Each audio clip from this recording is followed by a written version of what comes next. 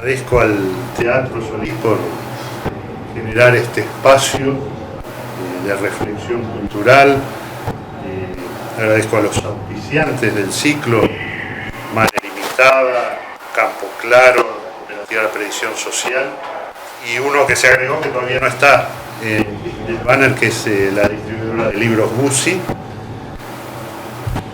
y también a quienes están permanentemente haciendo la difusión de este ciclo, La Onda Digital, Asuntos Públicos TV y Radio. Hoy nuestras invitadas son la ingeniera María Simón y la periodista Soledad Platero, y bueno, vamos a comenzar en este intento de que sean arte y parte. Yo cuando pensé en invitarlas a las dos, una ingeniera y una persona proveniente, digamos, de las ciencias duras, y una periodista, escritora de las letras, pensé en lo que tienen en común, y les comentaba que ambas, desde sus ámbitos, trabajan con el lenguaje, más desde el punto de vista literario, Soledad, desde la formalización que implica las matemáticas con su lenguaje, María, pero con un denominador común, que es el lenguaje. Y hoy el lenguaje es un tema central en nuestra vida. Incluso podemos pensar que hay una especie de crisis del lenguaje. ¿Qué te parece, Soledad? Sí, lo que pasa es, me parece que tiene muchos niveles el problema. El lenguaje es una cuestión central en nuestra vida, ahora y siempre, digamos. El lenguaje es donde somos sujetos, es el espacio de lo simbólico. El lenguaje es posible que atraviese una crisis, como vos decís, que seguramente creo entender, te referís a que hay un empobrecimiento del lenguaje, un lugar tal vez devaluado del lenguaje, de la valorización de la riqueza del lenguaje, etc. Y yo creo que eso, por un lado, es cierto, pero por otro lado, además, es síntoma de una crisis como de lo simbólico en general, digamos, ¿no? Hay como una fetichización de las palabras que pasan a ser menos conceptos que operan simbólicamente que objetos puros. Tienen como una materialidad que es fetichizada. Yo creo que tiene muchos planos eso que vos llamás crisis del lenguaje. ¿Y vos, María, qué opinas desde tu visión y tu uso del lenguaje? Mirá, yo primero quería como reencontrar lo que dijo Soledad sobre la importancia del lenguaje en tanto fenómeno humano. Es curioso porque me evocó algo que leí hace bastante tiempo, que es que el pasaje al humano, que los antropólogos se esfuerzan bastante en tratar de discernir dónde el primate empieza a ser humano, dónde distinguimos el umbral de la humanidad, si es que es un tránsito gradual o si hay un punto de inflexión. Y de casi todos los modernos antropólogos coinciden en que, ¿qué oyeron ustedes por ahí? Seguramente oyeron el uso de herramientas. No, hay monos que usan herramientas, incluso las guardan para usarlas otra vez. La palabra sola, tampoco tanto, hay muchos animales que tienen palabras y aprenden. Lo que ubican como principio del humano es la gramática. La gramática, en tanto, regla para construir a partir de entidades elementales, en cantidad bastante limitada, como las palabras, infinita cantidad de conceptos. Bueno, borgianamente tal vez no es infinita, pero al uso humano infinitos conceptos, porque genera reglas para su combinación. Una gramática es un concepto que se aplica no solo al lenguaje. Cuando hay reglas para combinar elementos elementales, uno tiene una gramática. Y dicen, la gramática es el paso del humano. Y dicen algo que también es bastante interesante, que es que los lenguajes tienen gramáticas bastante compatibles. No es abismalmente distinto, que sea difícil aprender otro idioma, la construcción. ¿Y eso qué dice? Que el ser humano tiene una lógica, que todos los seres humanos trajimos a nuestro ADN una lógica que nos llevó a construir el mismo lenguaje, o que los seres humanos desarrollaron el lenguaje cuando estaban al borde de la extinción porque eran poquitísimos. Los seres humanos llegaron a ser más o menos 30.000, es decir, más o menos como las personas que viven en Tacuarembó. Aparentemente desarrollaron el lenguaje y se lo llevaron a su expansión por el mundo, se llevaron al menos los principios del lenguaje, y es difícil, bastante difícil distinguirlo de los principios del pensamiento. Daniel hablaba de la matemática. Tal vez la matemática y el simbolismo matemático sean uno de los lenguajes más hablados en el mundo. Hablados o no hablados, más comprendidos o más usados para comunicarse. No siempre no siempre los lenguajes son hablados. Una digresión, si me permitís. Yo soy muy propensa a la digresión. En China, yo estuve en China alguna vez, hace poco tiempo, pero el chino escrito es uno solo, pero el chino hablado son muchos. Un lenguaje ideográfico puede corresponder a muchos lenguajes escritos, porque yo veo este dibujito y yo le digo puerta. Y yo no sé decir puerta en chino, pero yo sé que ese dibujito dice puerta. Bueno, a los chinos les pasa lo mismo. Y a veces cuando no se entienden los chinos hablando entre sí, dibujan signos en el aire, o los dibujan en un papel. Porque el lenguaje escrito sí lo entienden todos y el lenguaje hablado no.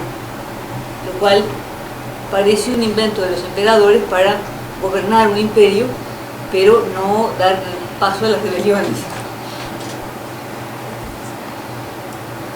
Dicho sea también, abriendo otro paréntesis, en el África, casi todas las rebeliones se tuvieron que hacer usando la lengua del conquistador, porque la gente hablaba muy variados dialectos y no se entendía entre sí. En América en parte también. Pero bueno, recogiendo piola, la matemática y los lenguajes formales sí son lenguajes hablados, entendidos, usados para comunicarse abundantemente, y en que uno se ocupa, en casi todo lo científico, bueno, uno se ocupa más bien de la precisión, se ocupa como de sacarle puntita a las palabras, de ser muy preciso, de decir esto y no querer decir aquello y que quede clarísimo, en tanto que en el lenguaje poético en general se aspira a la mayor expansión, a la mayor difuminación, que la palabra resuene en varios registros y despierte varias evocaciones. Tomando tu concepto de crisis, sí. Ahora, yo creo que hay que tener mucho cuidado con eso porque creo que casi todas las generaciones se sintieron en crisis y casi todas las generaciones se creyeron que eran de transición. Cuando dicen somos una generación de transición, ¿habrá alguna que no dijo eso? Sí. Ahora, hay en el Uruguay, por lo menos, no solo en el Uruguay, hay en el mundo un cierto empobrecimiento de los lenguajes que para mí muy poco tiene que ver con la tecnología.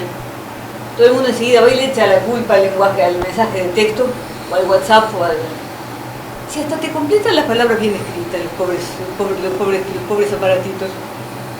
Te corrigen la ortografía, pobres santos, ellos no son el asunto cómo se usan.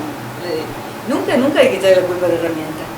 Sí, es cierto que uno encuentra, creo que mucho más que en otro momento, profesionales que escriben con falta de ortografía, profesionales, egresados de esta universidad en la que no soy decana y me causan profunda preocupación, encuentra personas que manejan vocabularios muy limitados, encuentra a veces notas que escribe la gente, por ejemplo estudiantes que piden algo, y uno realmente pasa por alto de falta de ortografía, no importa, dejémosla de lado, pero uno no entiende qué quieren. Si quieren dar examen, si no quieren dar examen, si quieren un periodo especial o quieren dar una prueba. Pero no solo de los estudiantes, digo porque es lo que yo encuentro más a diario, pero hay veces que uno no entiende qué quiere el interlocutor. Y yo diría que todo esto que hay que evitar, siempre tenerle miedo a la melancolía y decir, no, antes era mejor, pero creo que se experimenta un fenómeno mayor de segmentación de los lenguajes. Lo cual no quiere decir en absoluto que los ricos hablen bien. No hay más que ir al colegio privado más caro para oír que dicen boludo cada 3 palabras, que se expresan con onomatopeyas, pero hablan distinto y Y si empezamos a no entendernos entre nosotros, eso es muy grave. Después vamos a volver sobre el tema de los diferentes lenguajes hablados y la segmentación de lenguajes. Quería comentar, hace unos días estaba leyendo un libro que se llama Tras las líneas, un libro de un catalán, Daniel Casani, investigador catalán, que raramente el libro fue editado acá en Uruguay en el 2006, no pude investigar por qué, capaz que estuvo acá, no sé, pero él plantea que se está produciendo una transformación en el acto, vinculado a todo esto, una transformación en el acto de leer, o sea, con todas las nuevas modalidades. Señala un montón de temas, pero señala 4 básicamente. Una de ellas él la define como la literacidad crítica. Entonces habla del uso de las palabras para manipular o evitar ser manipulado, y pone un ejemplo cuando refería, creo que la guerra de Irak, de manifestaciones que iban unas con un cartel que decían no a la guerra y otras con un cartel que decían por la paz, que podía entenderse como que era la misma cosa, pero sin embargo estaban expresando puntos de vista diferentes, ¿no? También menciona el tema de la globalización, el aprendizaje de otras lenguas. Hoy una gran proporción de la humanidad estudia, no digo que domine, pero estudia una segunda lengua. Entonces, Internet como otro elemento de que ha creado nuevas comunidades discursivas. ¿Cómo influye, cómo ven que influye todo eso en este tema del lenguaje, de la generación de los discursos? Yo lo llamo de esa manera, no sé si queda claro qué quiero decir, pero no el discurso político, ¿no? Sino la generación de un discurso coherente, que apunte a eso de que cada vez es más se lee menos, digamos. Hay como distintas sí, él no plantea que se lee menos, él plantea que se lee de otra forma, ¿no? Ahí está, por eso. Están los que dicen que se venden muchos más libros que antes, y eso automáticamente significaría que la gente lee más. También están los que dicen que se lee más porque se leen los mensajes de texto, WhatsApp, Internet, Facebook, etc. Hay quienes dicen que no se lee como se leía antes, desde el momento en que no hay tiempo, ni condiciones de serenidad y de falta de ansiedad como para leer un libro, que es algo que te pone dentro de otro mundo durante mucho rato. Yo supongo que eso, como todas estas cosas, debe tener vinculación con los segmentos sociales y socioculturales y las circunstancias de vida de las personas de las que se trate. Es verdad, sí, que las herramientas crean, digamos, sociolectos o crean lenguajes. A veces a mí me parece sorprendente cómo se espera que personas que tienen 70 u 80 años usen herramientas informáticas como si pudieran entender. Mi madre tiene 82 años. Si vos le decís a mi madre, ponga su clave, abra la pestaña, no sé cuánto, mi madre no es capaz de distinguir, mi madre es una mujer brillante, no es capaz de distinguir el fondo de la pantalla de la ventana en la que está. O sea, esas palabras como cliquear, abrir, cerrar, desplegar, no quieren decir nada para ella. Ella no puede entenderlo. Y sin embargo, si tiene que sacar un préstamo en el Banco República, lo tiene que hacer por internet. Y tiene que cobrar en el cajero automático. Me parece que hay una distancia enorme entre quienes deciden a veces las políticas y las personas a las que van dirigidas. Eso todo acompañado de un lenguaje burocrático que asusta, que habla todo el tiempo de inclusión, que usa palabras fetiche como territorio, horizontalidad, apropiarse, civilizatorio, construcción de ciudadanía es una de mis favoritas, cuando le preguntás al jerarca o a quien sea qué quiere decir, te dice que la gente se apropie. Ahora vos explicame cómo la gente se apropia, claro, ¿de qué se apropia? O sea, de verdad, creo que ahí hay abismos de incomprensión que son como infranqueables y hacemos de cuenta que no están. Sencillamente, eso además de todos los demás problemas que puede haber de lenguajes distintos por generación, por barrio, por un montón de cosas. Ahí, María, a Soledad le gusta mucho hablar de los fetiches. Sí. Lo que leo habitualmente, lo que escribe. Hay una especie de... Lo planteaba este autor también que citaba Casani, en este tema de la transformación del acto de leer. Hay una especie de fetiche hoy con la ciencia, ¿no? Hoy se dice, bueno, si lo dice la ciencia, sin embargo, lo que este autor, por ejemplo, plantea es cómo decidir si hay que investigar con células madre si no tenemos idea de qué es una célula madre. Un poco también, ¿no?, está en eso que ella planteaba, es ese lenguaje a veces burocrático, a veces que no se entiende por qué. También hay algo a veces con la ciencia, ¿no?, de ponerla en un pedestal y decir, esto es científico. Sí, es una cuestión como de dos caras. Por un lado se la pone en un pedestal, y esto es científico en nombre de la ciencia, te digo, pero también está la contracara, que es, por ejemplo, asignarle un escaso presupuesto público a la ciencia. No puedo dejar de decirlo, y que los científicos cobren muy mal, porque claro, como les gusta, total, ya que son sacerdotes de lo desconocido, está bueno, igual no les importa cobrar poco, como los artistas, ¿verdad? El artista por un lado es admirado, pero por otro es despreciado prácticamente por la sociedad. Con el científico no estamos tan lejos en ese sentido. También es cierto, creo lo que preguntaba tu pregunta, yo estaba hablando de la consideración social de la ciencia, que es como una moneda de dos caras. Por un lado, se saca de discusión, pero por otro, los científicos propios parece que valen poco. Es más, he visto a veces reproducir por periodistas hallazgos tecnológicos, operaciones exitosas, estas en el extranjero, en hospitales famosos, y que acá también se hacen mejor. Alguna vez algún periodista amigo lo llamé y le decía, fulano, andá al Maciel y preguntar por fulano, que hace eso mismo mejor.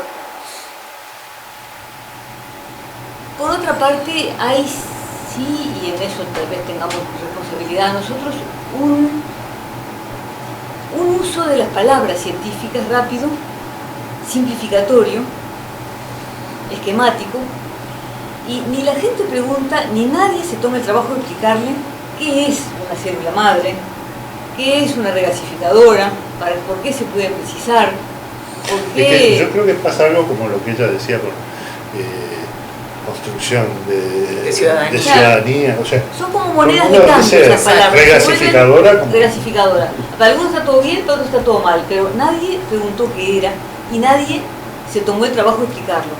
Todos los legisladores que salen a hablar, que interpelan, que hacen comisiones investigadoras, eso lo digo porque hace poco me lo leí, ninguno sale y dice, miren, el gas, lo que pasa es que antes se transportaba por gasoductos y ahora hay un procedimiento para licuarlo, entonces se lleva en barco en unos tanques así como esféricos y después se vuelve al estado gaseoso y se puede decir muchas cosas, pero nadie parece ocuparse de algo que yo creo que es muy importante, que es la cultura científica. Es decir, se es científico o no se es, pero así como así como uno que no es músico puede disfrutar de la música y puede ver un concierto, hay una cultura científica que habilita al ciudadano a opinar sobre cuestiones que impactan seriamente en nuestra vida, como los transgénicos, como las energías renovables, como el uso de células madre, como la manipulación genética. Pero si nadie les explica, son como carteles o de espantapájaros, de esto es un horror, o de espantapájaros de si no hacemos esto nos vamos a morir todos de hambre, por ejemplo. En eso hay una falla de comunicación y de la cultura científica. Creo que todo el mundo se ocupa poco y es uno de esos umbrales, de esas puertas abiertas que sin embargo nadie franquea. como el tema de la ciudadanía digital, muy inclusive, muy linda, pero después nadie ayuda a una persona que no entiende, y que creo que, ojo, creo que todos, yo me incluyo, frente a un formulario nuevo, eso que tenés que llenar un formulario para el banco, una declaración del patrimonio, no sé qué, sentimos una cierta angustia. Yo lo definiría como una angustia informática. Y otro umbral, otra puerta abierta, porque todos sabemos todo está en internet, pero la ciencia es una puerta abierta con un umbral infranqueable. No es el único. Al teatro mucha gente no viene, a los museos mucha gente no entra.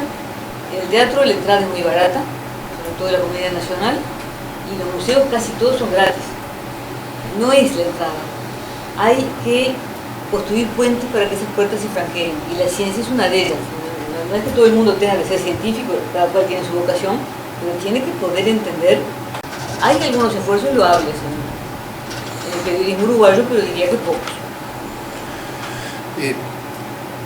Yendo a eso que hablábamos de los que mencionabas de la segmentación del lenguaje, ¿no? Hoy aparece lenguaje de grupos, de tribus urbanas, no sé, de sectores. Yo creo que el lenguaje es parte de la construcción de la identidad como nación que tenemos, ¿no? No tenemos otra historia como a veces otros estados-naciones, por ejemplo. Ahora, da la sensación que están apareciendo esos diferentes lenguajes y como que puede haber un peligro de un quiebre social o de un divorcio de sectores de la sociedad. Yo no le tendría tanto miedo a eso, me parece. O sea, que existan slangs o formas sociolectos, digamos, formas de hablar de comunidades cerradas que muchas veces además son intencionales. Los adolescentes quieren tener su propio lenguaje, yo qué sé. Hay lenguajes de la delincuencia que se tienen que ir modificando todo el tiempo justamente para no ser entendidos. Esos códigos no me parecen lo más preocupante. Me parece que en todo caso sí es grave cuando lo que se pierde es la gramática. Pero no la gramática, no me refiero a la gramática formal de la Real Academia. La gramática conceptualmente hablando. Cuando se empiezan a repetirlas, por eso yo siempre hablo mucho del fetiche, cuando hablo de lenguaje, en un sentido antropológico, como lo contrario a símbolo, digamos, ¿no? Fetiche es lo que es sagrado en sí mismo, no porque simboliza otra cosa, ¿no? El pedacito de la cruz, la uña del santo no sé quién, no es un símbolo de algo, no es algo en lugar de otra cosa. Entonces, cuando se pierde la capacidad simbólica o se renuncia a la capacidad simbólica, cuando las palabras se vuelven un fetiche y estas no se pueden usar, estas es obligatorio usarlas que no es porque sí, hay muchas razones. Yo qué sé, los formularios, las redacciones de proyectos, por ejemplo, para organismos multilaterales, con los que se consiguen fondos, y no solo las organizaciones no gubernamentales, también los gobiernos, necesitan llenar ciertos protocolos en los que tienen puntos ciertas palabras. Es obligatorio hablar de territorio, de esto. Finalmente, si vos le sacás a muchos de los jerarcas y de los técnicos y de las personas que están trabajando en eso, esas palabras comodín, no saben lo que están diciendo. No tienen ni idea, no te lo saben decir de otra forma. La literalidad es absoluta y solo pueden expresarse con ese puñado de palabras para decir lo que están diciendo. Otros no entienden. Por ejemplo, hace un rato, antes de empezar, hablábamos con María del uso pronominal del mismo, la misma, lo mismo. Ocurre muchas veces que los correctores en los diarios, por ejemplo, dicen no se puede usar en forma pronominal lo mismo, el mismo, que vamos a poner un ejemplo, un ejemplo que yo ponía una vez en internet. Los babilonios tenían hermosos jardines colgantes y les encantaba tomar mate en los mismos, ¿no? Es evidente que ese los mismos sobra, no hay ninguna necesidad de usarlo, pero hay una costumbre de encajar los mismos, la misma. Si uno les dice, en muchas redacciones ocurre a los periodistas que no lo pueden usar, dejan de usar la palabra mismo. No se dan cuenta que lo que uno está proscribiendo es el uso equivocado y no la palabra. Pero hay como una pérdida de noción de las palabras dentro del sistema, de su función dentro del sistema. Por las dudas, no la uso más. Claro, es como que fueran objetos sólidos, ladrillos las palabras, ¿no? Entonces vos imagínate que si la ciencia, que tiene esa precisión del lenguaje tan estricta, tiene problemas a veces, y como dice María, a veces la ciencia comunica mal, ¿qué no pasará en lenguajes que son casi por naturaleza corrompidos y corrompibles como los de la política? En donde todo el tiempo te van a estar queriendo hacer pasar gato por liebre y te van a decir ciudadanía cuando en realidad te están diciendo represión o lo que sea, ¿no? La gente no entiende, renuncia a entender. Nadie problematiza eso que le están diciendo. Nadie se para un día y dice, perdón, eso es un disparate.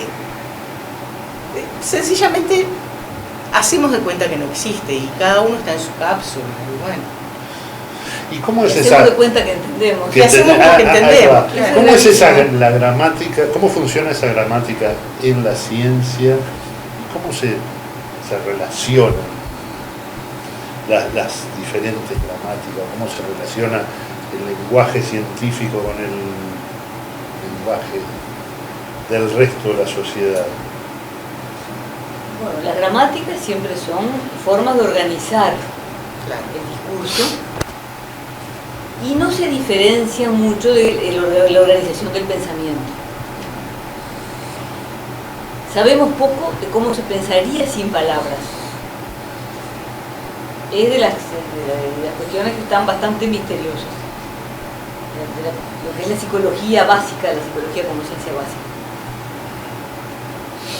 La gramática de las ciencias son también sistemas de construcción de entidades complejas a partir de entidades simples.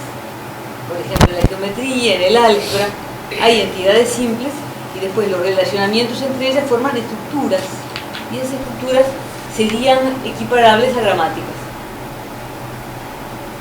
La ciencia se ha ocupado mucho, en particular tal vez la geometría métrica, bastante común. Es un sistema que se usa mucho como ejemplo de pensamiento porque se ocupó muy cuidadosamente de reducir sus axiomas. Los axiomas son las cosas que uno dice, bueno, estas las tomo como punto de partida, estos son mis ladrillos originales, reducirlos realmente al mínimo absoluto.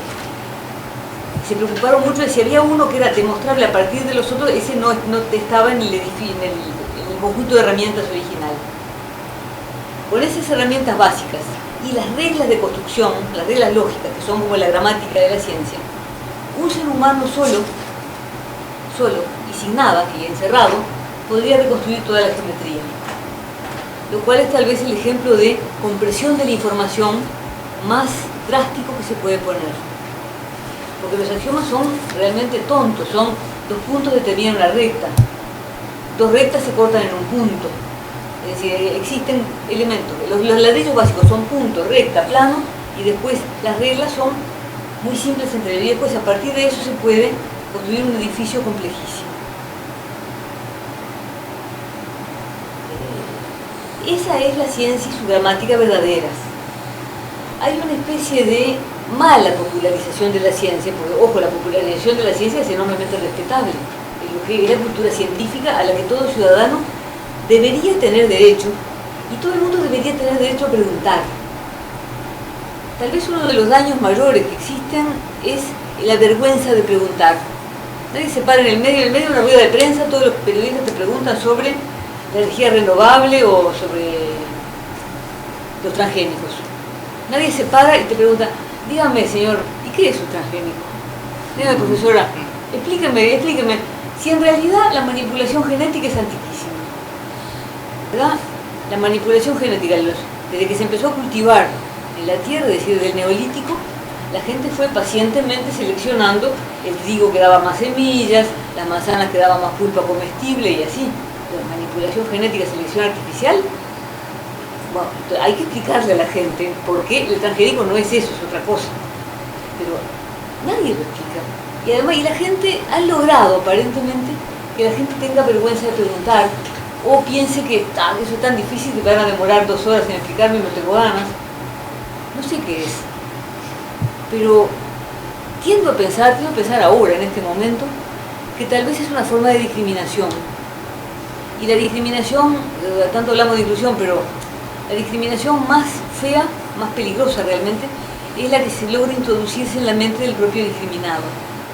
Y si yo pienso, no, es muy dificilísimo, no lo voy a entender nunca, me estoy autodiscriminando. Como en muchas ocasiones nos pasa a distintos grupos o a distintos seres humanos que nos discriminamos. Nos convencen de que debemos quedarnos afuera.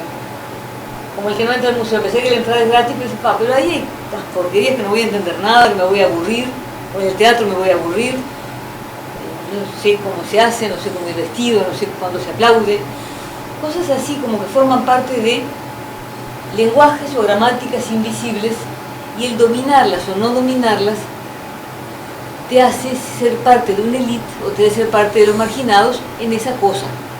Todos en algo somos marginados, no creo que haya marginados y los que estamos bárbaros, todos en algo somos marginados, pero ahí en la ciencia creo que es un ejemplo bastante doloroso, porque nuestra vida en realidad está dependiendo de eso, y hay cosas que nadie explica y cosas que nadie pregunta. En ese entorno, la otra vez, repasando ya unas cosas, un artículo de Soledad concluía diciendo: las palabras sueltas nunca entienden lo que pasa. Estaríamos entonces, o a veces en algunas circunstancias, en un mundo de palabras sueltas. Sí, bueno, lo primero que voy a decir es que eso es una cita o una referencia a un poema de Salvador Puig, dedicado al Che Guevara cuando murió, que dice: las palabras no entienden lo que pasa. Y él se refiere a un sentimiento que es mayor a lo que es posible expresar, incluso con el lenguaje de la poesía, que es el que puede expresar lo imposible. Pero sí, claro, las palabras sueltas nunca entienden lo que pasa. Las palabras son solamente... Hay distintas clases de palabras, por supuesto, los verbos, los sustantivos, los conectores, en fin, pero las palabras sueltas, fuera del sistema, fuera de la gramática, yo ahí lo puse como era una cita, es una forma medio poética de decirlo, pero a mí me preocupa cuando, por ejemplo, recibo mucho manuales de, digamos, de corrección política. No quiero caer en el ataque a la corrección política, pero manuales acerca de cómo se debe nombrar a una persona privada de libertad, no se puede decir preso, cómo se debe nombrar a un afrodescendiente, a una persona con discapacidad, las distintas formas en que es correcto nombrarlas, las formas en las que es horrible. Recuerdo situaciones en las que colectivos enteros hicieron pedidos, como el que hizo la comunidad afro a la Real Academia para que sacara la descripción, la acepción de, creo que era trabajar como negro, ¿no? Trabajar como un negro, de los diccionarios. Claro, a mí me parecía, no es que yo no entendiera la demanda, es que me parecía completamente contrario a la sensatez pedir que la retiraran. En primer lugar, porque el diccionario recoge, describe expresiones que están en la sociedad, o sea, no las inventa el diccionario, da cuenta de su uso con el objeto de que quien no lo conoce y consulte el diccionario pueda entender, si escucha esa expresión, lo que quería decir. Pero si vos la retiraras, si efectivamente lograras ejercer una policía sobre el uso del lenguaje tan eficaz que eso desapareciera, estás haciendo desaparecer la historia misma de la esclavitud, del abuso, de un montón de cosas que me parece terrible hacer desaparecer de esa forma. Y a veces hay como una creencia en la magia de las palabras, como si haciendo desaparecer la palabra vos pudieras borrar la injusticia, borrar la opresión, borrar la historia. Como cuando se mata al mensajero. Sí, pero supongo que en matar al mensajero había además una demostración de fuerza, un montón de cosas. Yo creo que acá hay, si bien hay también demostraciones de fuerza, supongo, de los colectivos a través de eso, hay algo peor que es como una fe en las palabras, como una especie de ingenuidad respecto a las palabras, que al mismo tiempo me parece a mí, que está directamente relacionada con un mal dominio del sistema. En ese caso estamos hablando de la gramática, y yo insisto en que no es la gramática normativa de la academia, sino la gramática, el concepto de gramática, lo que María decía, que en todas las lenguas más o menos es similar, podrá ser al revés, pero en todas las lenguas hay sustantivos, en todas las lenguas hay verbo, porque la temporalidad tiene que poder ser dicha, etc. Creo que cuando hay dominio pobre de la gramática, cuando uno tiene poca confianza en su uso del lenguaje y del metalenguaje, tiende a agarrarse más de las palabras como cosas. Y vos sentís, María, que en general cuando se lee, ¿se comprende lo que se lee? No, tengo ejemplos claros de que no. El tema de la comprensión del lenguaje es uno de los problemas que notamos. Yo lo noto particularmente en los estudiantes, pero es por el trabajo que tengo. Probablemente existen muchos otros campos. Hay veces que un estudiante no contesta bien o no hace algo, y no es porque no sepa, porque no entiende el enunciado, no entiende la pregunta. Ahí hay una comprensión pobre. De todas maneras, eso se llega a mejorar. No quiero caer en eso de vienen cada vez peor, vienen cada vez peor, no saben nada. No, la gente aprende. La gente aprende. Creo sí que hay que hacer un esfuerzo importante en que la gente se sienta cómoda con el lenguaje, porque lo que decía Soledad es cierto, en la medida que la gente no se siente dominadora por el lenguaje, es dominada por él. Claro. Y entonces la palabra se convierte en un arma en sí misma. Yo me he fijado en eso, a ver si te parece, Soledad, me he fijado en la publicidad, que claro, es uno de los usos más prácticos del lenguaje, más prácticos en el sentido de más prosaicos del lenguaje, que buscan una efectividad más a corto plazo, que la gente vaya y compre algo. Hay una publicidad como de primer nivel, la más ingenua, que te dice que este producto es bueno. Hay una segunda que te dice que si tenés este producto vas a ser feliz, o vas a ser lindo, vas a ser exitoso. Eso ya es una... Pero yo ahora veo cada vez más otra publicidad, que es la publicidad en sí misma. Y lo que le sugieren a la gente es que compre el producto que evoca a esa publicidad. Es decir, lo importante no son los championes, sino la publicidad. Es decir, yo me quiero comprar los championes que tienen esa publicidad. Es decir, lo que venden, están vendiendo la publicidad en lugar de la cosa. Lo he notado también en campañas políticas, y no quiero decir de quién, pero lo he notado en campañas políticas. Voy a votar al candidato que tiene esa publicidad que está tan buena, no importa lo que diga en realidad. Y eso es bastante preocupante, porque eso mueve capitales. Claro, pero además, porque la estetización esa que ofrece la publicidad, y además esa cosa que tiene la publicidad ahora muy inteligentemente, la publicidad dejó de vender productos y ahora vende experiencias. Entonces, todo, la cosa más estúpida del mundo, yo que sé, ir a comprar la leche al almacén, es como una especie de experiencia religiosa, de goce, que se vincula a la libertad, a cualquier cosa. No tiene, claro, no tiene ningún sentido. Claro, es divertido, exacto. Todo es divertido, todo es excitante, todo es maravilloso, pero no, ya ni siquiera es esa relación directa que decía María, más allá de, bueno, primero el producto es necesario, o soy mejor porque tengo este producto, y entonces, no, ahora ni siquiera es eso, es simplemente experimente. ¿Por qué no? Experimente. A veces uno no sabe de qué son las publicidades, porque es totalmente secundario el producto. Ahora, eso es muy astuto. Uno podría pensar, bueno, pero son idiotas, porque al final no te acordás de qué es lo que te están vendiendo. Te están vendiendo proyecto, te están vendiendo un modo de vida, te están vendiendo el universo en el que vos te vas a sentir un pichiruchi si no estás viviendo. En definitiva es eso, la publicidad te vende publicidad, porque te vende un mundo ficticio, un mundo maravilloso, y vos vas a hacer cualquier cosa por estar ahí. ¿Y compramos ese mundo maravilloso? Sí. Sí. Si es que hay muchos productos materiales, en realidad lo que importa menos es la materialidad. Claro. En realidad lo que te venden es la publicidad. Yo decía, McLuhan se volvió más cierto que nunca, porque no solo el medio es el mensaje, no, ahora el producto es la publicidad. Sí, sí. Exacto. Claro que lo compramos de las más diversas formas. Y en lenguajes incluyó la imagen, naturalmente, el video también son lenguajes. Claro, hoy tenemos una modificación, ¿no?, del lenguaje, una evolución, un cambio, ¿no?, en la estructura, en la forma que se presenta.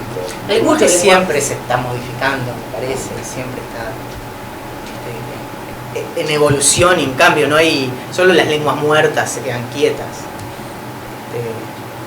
Pero ¿en qué sentido decís vos que tenemos una...? Claro, una oferta mucho mayor de diferentes lenguajes, ¿no? Y de recursos. De el video, la imagen. Claro, y la integración de ellos. Capaz que hace un tiempo iban más cada uno por un camino eso es interesante. diferente. Hay como más, digamos, soportes, por así decirlo. Pero las herramientas retóricas son más o menos siempre las mismas. Son metáforas, son comparaciones, son metonimias.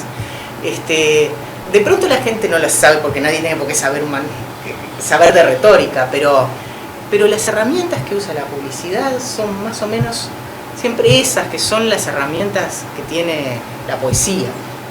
Sí. Es así. Será con un fin malvado, pero no es que aparecen otras herramientas, se usan esas. Son también las que a veces tienen el humor. Claro, exacto. El chiste muchas veces es una metáfora. Claro. Mucho más, sí, es un sentido fuera de lugar. Mucho más desplazada que la metáfora. Claro, es eso, son desplazamientos. ¿Y cómo nosotros, digamos, los lectores, los destinatarios de todos esos mensajes, cómo evolucionamos junto a ellos? Y evolucionamos o nos dejamos evolucionar. Yo creí que ibas a preguntar, ¿y cómo nos defendemos? ¿O qué hacemos nosotros? Esa es la otra parte. Yo creo que lo que nosotros tenemos que hacer es hablar con gente. Por ejemplo, esto que estamos haciendo ahora. Hablar con gente y entender si que realmente te contesten lo que preguntás y no cualquier otra cosa, es una experiencia realmente gratificante. Esa sí que es una experiencia. Sí. Y yo creo que no hay que abandonarla y que el medio no es tanto el que hace la cosa. Si bien hay medios que son medio perniciosos, que son, como repetir la palabra medio, pero son algo perniciosos, hay medios que algunos usamos, otros no usamos, como el Facebook, como el WhatsApp, que en cierto modo moldean el tipo de mensaje. Rara vez alguien ponga que está mal en esos medios. Todo es divino. Estamos bárbaros. Si no te van a sacar una foto de nosotros mismos, le sacamos al gato y la ponemos en Facebook, el gato siempre va a estar bien. Es como que obligan a una felicidad, un ersatz de la felicidad. Como se están produciendo también ciertos ersatz de la cultura. Por ejemplo, a mí la comida rica me gusta, pero la gastronomía está empezando a ser un ersatz de la cultura. La gente se cree porque compró no sé qué ahumado con madera de peral. No, un día en lugar de mostrarle la biblioteca te van a mostrar la heladera. Bueno, pero es muy común ver que te suben las fotos de los platos de pero comida, es lo que te decía, que he visto gente que se para sacarle foto al plato. Sí, claro. Sí. O me han dicho, yo no lo vi, que se sube arriba de la silla. Porque la experiencia, porque la publicidad te vende la experiencia y te vende un modo de vida. Es así. ¿Y qué es Facebook en definitiva sino tu pequeño espacio publicitario, el lugar donde vos te publicitas? Es eso. Mira si pones algo, si pones que está mal y te pones me gusta. Claro. Suele suceder. Bueno, Claro, lo que también habla de la ambigüedad de me gusta, ¿no? Claro. Porque eso es muy bueno, porque eso un me gusta puede querer decir, estoy contigo en esto, estoy tan mal como vos, lamento que estés mal. Me Vos gusta que podrías estés decir, mal. me gusta que estés mal. Eso ahora de es por la peor, paz y contra porque la ahora hay guerra, muchos, ¿no? ahora Claro. Facebook te ofrece muchos iconos. Ahora hay Y más. yo me he dado cuenta que lo que antes era un clic, ahora me hace pensar un rato, pero ¿esto me encanta de verdad o apenas me gusta? Es increíble. Yo vuelvo a algo que conversamos incluso creo que antes de empezar ahí afuera, pero que es el tema de esos lenguajes diversas, lenguas diversas que se hablan en ciertos sectores sin abrir un juicio de valores sobre ellos, ¿no? Pero a mí me pasa a veces que escucho gente hablando y no entiendo lo que dicen. Puedo jurar que están hablando en español, pero no entiendo. ¿Cómo eso puede influir en, no digo un quiebre social, pero una disgregación? Y cómo, otra cosa, creo que no es, porque a veces nosotros tendemos a todos los problemas o todo lo que vemos como algo perfectible a asignar dineros o a decir, bueno, aquí hay que poner plata. ¿Y hasta qué punto es un tema de plata, de dinero, de fondos o de alguna concepción que hay atrás de eso? Es un tema, a mí sí me preocupa el tema de la fragmentación del lenguaje. Es cierto que siempre hay y ha habido jergas de grupos. Normal, ese no es un fenómeno alarmante. Lo que sí es alarmante es que hay gente que tenga, por ejemplo, solo la jerga y no se puede entender con nadie más. Claro. Con nadie de fuera de un grupo bastante chico. Eso limita enormemente las posibilidades y eso está acotando el desarrollo de personas. Eso sí me preocupa. Lo de poner dinero, que tú decías, bueno, ningún problema realmente difícil se arregla solo con plata. Y ningún problema se arregla absolutamente difícil, se arregla absolutamente sin plata. Pero creo que una gran parte pasa por el espacio social, por el espacio de con otros y con otras personas verdaderas. Ahora, esas fragmentaciones no van construyendo espacios sociales diferentes. A veces sí y a veces no. A veces la gente limita su experiencia a experiencias a través de medios de comunicación. Su interacción con otros la limita a interacción con otros a través de medios de comunicación en que el tipo de mensajes están bastante tipificados por el medio de comunicación, como te decía. O a veces lleva a la constitución de grupos muy pequeños con la ilusión de que son más grandes. Porque en realidad en los medios de comunicación uno hace grupos, tiene amigos, entre comillas, pero bueno, llamados amigos, que son bastante parecidos a sus conocidos de la vida común. Y entonces se lleva a pensar, a todo el mundo le parece que tal cosa, todo el mundo piensa que, y se lleva un chasco enorme, que es decir, ese objeto sufre una ilusión de universalidad. Cuando en realidad sí, parece que las redes llegaron a cualquier lado, pero yo llego a ciertas cosas y son a las que mi cultura me lleva a acceder, o a las personas que están más o menos dentro de mi cultura. Entonces, le digo a la gente un ejemplo que es muy estúpido, pero ilustra. Cuando la gente dice, todos pensamos que tal cosa, va a ganar las elecciones fulano, o es evidente que tal cosa. Bueno, ¿te gustan los enanitos de jardín? ¿En serio? No para hacer pinta, ¿te gustan de verdad? Y la gente dice, no, a mí no. ¿De tus conocidos y parientes a alguien le gustan? No. Pero bueno, pero es fábrica de enanitos de jardín. Así que tú, tus conocidos y tus parientes no son un conjunto estadísticamente significativo, se llama eso. A veces el tema de los grupos pequeños, el tema del confinamiento en un grupo lleva pensamientos muy locales, pero lleva a la creencia de que son universales. Claro, ahí yo creo que la idea que más o menos surge La primera idea que surge alrededor de la imagen de aldea global de McLuhan es que podemos estar comunicados con todo el mundo, con cualquier lugar del mundo, con la facilidad con que uno podría comunicarse en su aldea. Pero creo que la contracara de eso es que estamos comunicados con todo el mundo, estableciendo el mismo tipo de vínculo provinciano y barrial que se establece en la aldea. Entonces, de pronto, es lo que ella dice, uno ha armado un grupo de amigos que están dispersos por todo el mundo, y uno cree que eso habla de universalidad, y en definitiva tienen un comportamiento tan pueblerino como el que yo tengo, porque por afinidad uno se junta con los parecidos. En realidad creo que la idea de McLuhan, además de la evidente esa de que todo está más cerca como en una aldea, esa cercanía hace que hasta lo que está más lejos sea como algo que está en mi cuadra. Es decir, sea provinciano, pueblerino, cerrado, desconfiado. Y sobre todo debe enfrentarse un poco con el diferente. Claro. Que yo creo que es otra de las claves fundamentales. Enfrentarse con los diferentes, aceptar, discutir, tener un estado de normal alerta, que es el que da agilidad. Las cosas que están en equilibrio demasiado estable son muy difíciles de maniobrar. Esto desde un punto de vista muy tecnológico. Y en esa... Los aviones que se pueden manejar muy rápido, como los cazas, vuelan en equilibrio inestable. En equilibrio inestable es como un péndulo que yo lo tengo en equilibrio así para arriba, como un escobero. Bueno, eso. Eso es muy fácil de maniobrar. Lo otro es muy difícil de sacar del estado estable. La persona, algo de inestabilidad tenemos que tener, porque si no nos achanteamos muy.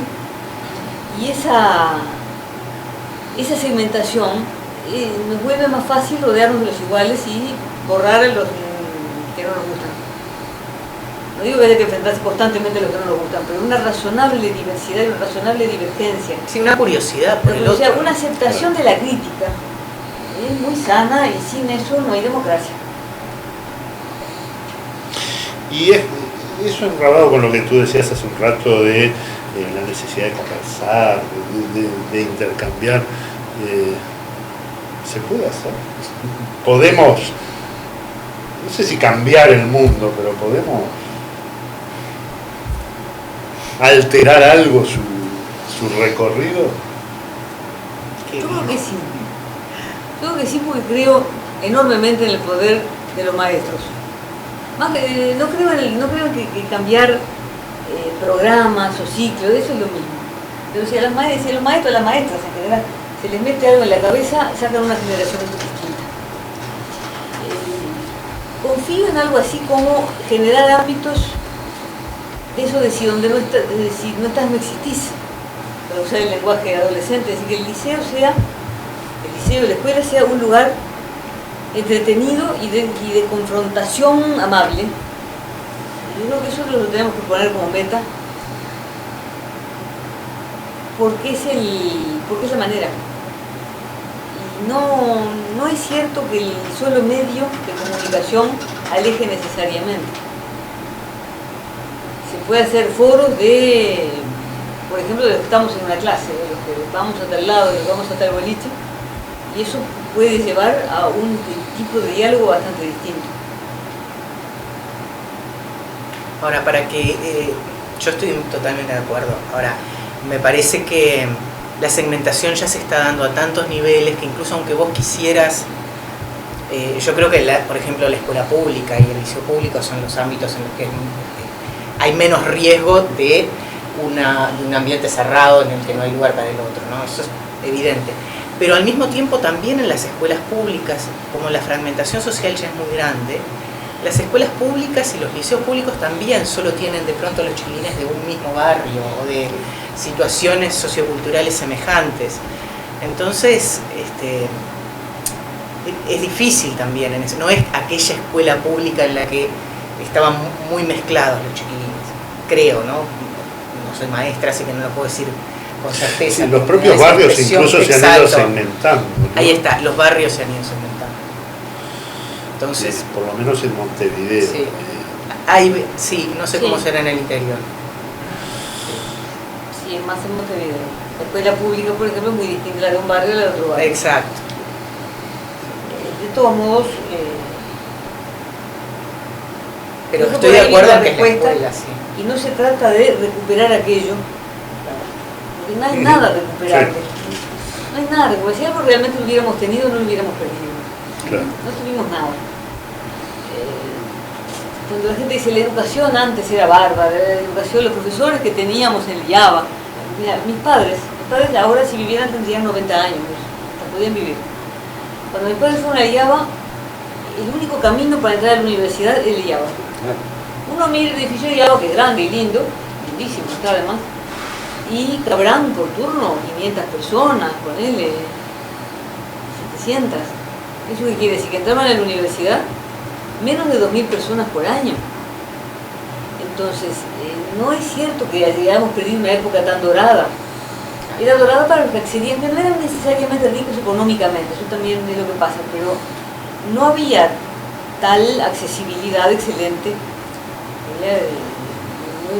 No perdimos un pasado maravilloso. Estaba Estaba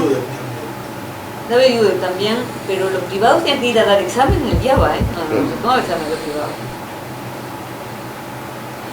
Era poca gente. Entonces, no es que hayamos perdido un pasado tan bárbaro, tal vez no estamos acostumbrados o no sabemos bien cómo recibir a gente que está llegando con una cultura distinta. No digo menos, digo distinta. Porque suponemos que hay una cantidad de lenguajes no expresados, lenguajes que no son hablados, pero reglas, convenciones, que no siempre están de la otra parte. No siempre la otra parte las tiene, y entonces hay que enseñar de otra manera y aprender de otra manera. Por eso digo, no se trata de recuperar algo pasado, sino de repente de volver estos medios que nos parecen invasivos o volverlos en nuestro favor. Hay profesores que lo hacen, porque los profesores de idiomas usan los mensajes para enseñar idiomas. Mandan mensajes, los chiquilines contestan. Entonces no le dicen, dejen el celular, usen el celular en la clase y lo usan para algo que tiene que ver con lo que quieren enseñar. Creo que hay que darle una vuelta a algo y poner la máquina a trabajar de otra manera. Bueno, muy bien. Para ir cerrando y reivindicando un poco lo que nos convocó hoy con ellas dos del tema del lenguaje, de la palabra. Voy a cerrar con una frasecita que extraje de una nota de Soledad, una columna que escribió allá por octubre de 2011, que hacía referencia a cuando habían matado a Gaddafi, sobre el tema de las hipótesis de la guerra, y decía: para que una guerra sea posible en cualquier lado y en cualquier momento, solo una cosa tiene que haber sucedido: que el lenguaje se haya perdido, que el lenguaje como proyección y elaboración, como espacio simbólico, haya desaparecido, que queden de él 2 o 3 palabras sueltas, sin verbo y sin consecuencia. Un poco creo que resume algo de lo que estuvimos conversando. Aprovecho ya para convocarlos al próximo encuentro, el del mes de mayo, que va a ser el lunes 15. Vamos a contar como invitados con un afrodescendiente, Jorge Chagas, escritor, y un judío, expresidente del Comité Central Israelita, el ingeniero Roberto Sijón, donde ahí estaremos conversando sobre temas de las minorías en nuestro país, cuán tolerantes o no tolerantes es Uruguay. Muchas gracias, Soledad, muchas gracias, María, muchas gracias a todos ustedes.